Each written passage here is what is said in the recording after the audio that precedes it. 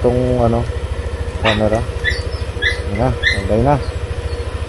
Love you. Love you, bye-bye. Ingat. Ito. Dahan-dahan. Yes po. Nakalabas din sa wakas. Enjoy all night.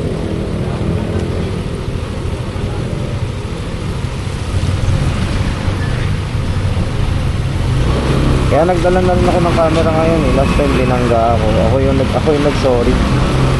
Eh siyempre, ayaw natin ng gulo. Mas better na yung magpakumbaba na lang tayo kahit sila yung mali. Pero ganun pa man, sinabihan ko rin sila na mag-ingat. Kaya mas gusto ko ngayon may camera ngayon para for security na rin. Eh, minura-mura ako nung may-ari ng sasakyan. So, ang nakabangga sa akin yung driver niya. So, bumaba siya nung lumapit ako para mag-sorry. Pagbaba niya, dinuro-duro ako. Sinabihan ako ng tatanga-tanga, ganyan-ganyan. So, ang sinabi ko sa kanya, dahan-dahan sir, huwag niyo kong tangahin sir. Unang-una sir, kayo ang bumangga sa akin, hindi ako ang bumangga sa inyo. Ako yung nasaktan dito sir, hindi kayo. Yun, ano. Kung gusto niyo sir, daan natin sa legal. So, nagkano siya, sir, bunganga siya, namura-mura. So yun, nagpakilala ako bilang ganyan. So sundalo kasi ako, pakilala ako kay sir na, sir, huwag mo ko mura-mura, ako na nga nagpakumbaba. So dinuro-duro pa rin ako. Siyempre bilang tao, nasasaktan din tayo. So as defense mechanism ko na lang, kaysa may magawa pa akong hindi maganda kay sir, sinabihan ko siya na, sir, sundalo ko, baka pwedeng dahan-dahanin mo yung pagmumura mo sa akin at pagduduro mo sa akin. So, dati hindi ako ganun kalumanay, sobrang gago ko talaga. Pero, yun nga, kung tayo ay mayroon ng pamilya, masigisipin na lang natin yung mapayapang pamumuhay. Siyempre, wala namang magagawa eh. Wala namang mangyayari, wala namang mawawala sa'yo kung magpapakumbaba ka eh.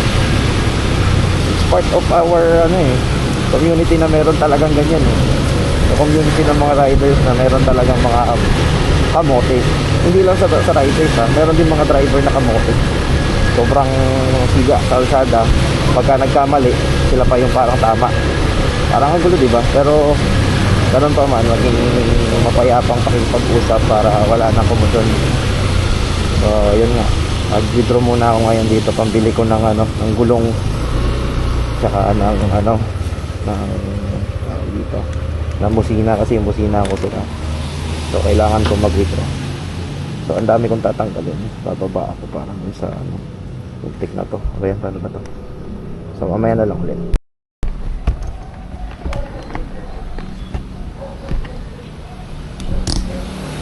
So mabalik tayo doon sa kwento ko. Ang daldal ko yun, sorry. So ayos sa kwento ko na yun. Wala tayong mapapala kung makikipag-away tayo sa kalsada. So kung mainit ulo nung isa, pwede kayo magpakumbaba, kausapin nyo ng tama. Huwag kayo magbibitaw ng masasakit na salita.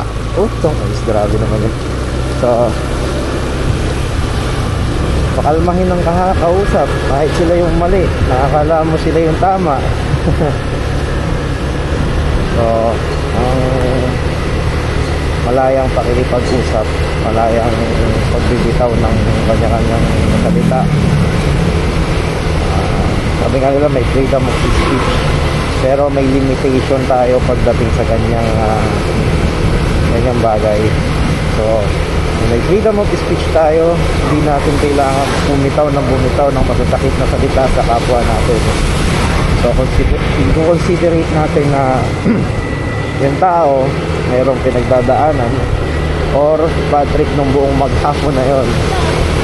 So actually sa akin noong umaga, pupasok ko sa work na masang okay lang tayo nung Sunday. So ngayon umuwi lang ako kahapon para siyempre namimiss ko na yung asawa ko eh.